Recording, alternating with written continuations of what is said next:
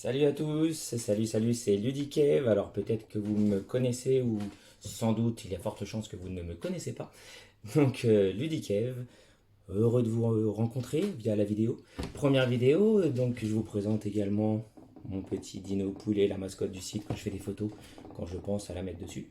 Donc pourquoi cette première vidéo? Parce que j'ai envie de vous parler d'un jeu sorti début juin, donc ça fait un petit moment déjà, début juin de cette année quand même, hein. C'est un jeu d'une boîte d'édition bretonne, donc obligé d'en parler, hein. Situé à Quimper, qui porte le nom d'un papillon. Je veux bien sûr parler de Bombix. Et le jeu qui est sorti début juin, c'est un jeu qui reprend la mécanique d'un jeu africain où on prend des petites graines et on les déplace de case en case. C'est bien sûr la Wallée. Et le jeu dont je vais vous parler s'appelle donc Elawa. Donc Elawa, petit jeu sorti début juin qui n'a pas fait beaucoup parler de lui, qui n'a pas eu énormément de promos non plus. Et c'est fort dommage parce que c'est un jeu qui nous a vraiment beaucoup plu à la maison. Donc petit jeu sur le thème préhistorique dans lequel il va falloir collecter des ressources, prendre des cartes que l'on paye avec les ressources que l'on a collectées. Donc un petit jeu de gestion de ressources et de collection de cartes très sympathique. Et voici pourquoi il m'a plu. Attention, premier effet spécial de la vidéo. Vous n'allez pas en croire vos yeux. Les points positifs du jeu. Pourquoi nous avons aimé Elawa à la maison? Alors premièrement, petite boîte. Toute petite boîte, transportable facilement partout, pendant les vacances, dans le sac, n'importe où, hop, on l'emporte. Petit prix, donc pareil, le porte-monnaie est content. Mais heureusement, il n'y a pas que ça. C'est donc un jeu dont le thème me plaît beaucoup, la préhistoire. Dès que ça parle de préhistoire, de dinosaures, de nains, etc. Donc là, ça me fait toujours très envie. Et là, donc comme ça parle de préhistoire, je me suis intéressé à ce petit jeu. Autre point positif pour moi, ce sont les illustrations que personnellement j'aime beaucoup. Alors je vous en montre quelques-unes, hein. Alors pour moi, j'aime beaucoup, elles collent parfaitement au thème. Ce qui est assez dingue, c'est qu'il y a beaucoup d'illustrations différentes. Je vous en montre vraiment quelques-unes, hein, rapidement. Et donc, moi, c'est un gros point fort du jeu. Alors, certains diront, regardez-moi ce chasseur préhistorique là, si c'est pas joli. Certains diront que, bien sûr, comparé à ce que Bombix fait habituellement, c'est un peu moins coloré, c'est moins flashy. Si on compare un codex naturaliste, bien sûr, qui est vraiment magnifique visuellement. Moi, pour Elawa, les illustrations pastel un peu moins flashy, ça me correspond parfaitement. Je les trouve juste sublimes, qui collent parfaitement au thème. Donc pour moi, c'est un gros point positif. Et donc, troisième point positif, la mécanique du jeu. Donc à la base, inspiré de l'Elawa. Donc ça veut dire qu'en fonction de la carte que l'on va prendre, les cartes vont être disposées autour d'un petit feu de camp. Et en fonction de la carte que l'on va prendre, on va prendre avec un certain nombre de ressources disposées autour du feu. Donc en prenant cette carte, par exemple, je vais récupérer les 3 ressources qui sont à la suite de cette carte. Et avec ces ressources-là, je vais ensuite essayer de payer les cartes, de les poser dans ma tribu. Et donc le coup, c'est tout simple, c'est ce qui est indiqué ici. Les points de victoire en haut, et à côté, nous avons des petits symboles qui permettent de scorer avec différentes manières en fin de partie en fonction de la tribu qu'on aura réussi à amener chez nous. Donc, mécanique de jeu très simple, très sympa, très plus maligne qu'il n'y paraît parce qu'il va falloir bien gérer ses ressources parce qu'en fin de tour, on a le droit que de conserver 4 ressources. Donc, tout ce qui est en trop, on va les perdre. Donc, il va falloir essayer de bien gérer ce qu'on récupère, ce qu'on laisse à l'adversaire, ce dont on a besoin pour payer les cartes qu'on a envie de poser. Et donc, très malin, ça fonctionne super bien. Pour moi, un super jeu de joueurs.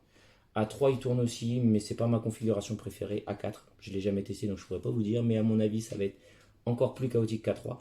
Donc pour moi, essentiellement, un jeu de joueurs, parfait. 15 minutes, 20 minutes les parties. Ça s'explique facilement, on comprend tout de suite ce qu'il faut faire. On essaye d'avoir sa tribu la plus efficace possible en termes de scoring. Parfait pour un petit jeu familial de gestion de ressources et de collection de cartes. C'est pas compliqué, ça tourne super bien. Donc nous, un jeu qu'on a beaucoup adoré pour ces raisons-là. Les raisons qui peuvent un petit peu moins plaire. Comme t'as honte des effets spéciaux. Moi aussi, mais c'est pas grave. C'est pas comme si des millions de personnes nous regardaient. Pas de souci. Donc deuxième effet spécial. Hop, on enlève les points négatifs, les points positifs, et on va maintenant parler des points qui sont un peu plus. Le scotch a disparu. Malheur. trucage révélé en direct. Donc les points un petit peu plus négatifs, entre guillemets, parce que moi franchement c'est vraiment un coup de cœur de cet été 2023. Les petits points négatifs, comme je viens de le dire, pour moi c'est essentiellement un jeu 2 joueurs. Je le mettrai dans ma catégorie 2 joueurs à la maison. À 3 de temps en temps on y jouera, mais franchement c'est un jeu pour 2 essentiellement, selon moi. Et on y jouera comme ça à la maison. Donc premier point négatif, un jeu 2 joueurs. 3 ça passe, 4 à mon avis ça risque d'être chaotique. On n'a plus beaucoup de contrôle sur les ressources qui sont disposées autour du feu. Ça, entre notre tour et avant que ça revienne, on ne peut plus anticiper ce qu'on fait. Donc un peu moins tactique et stratégique à 3-4, parfait à 2. Ça, voilà, pour moi, c'est un jeu de joueurs.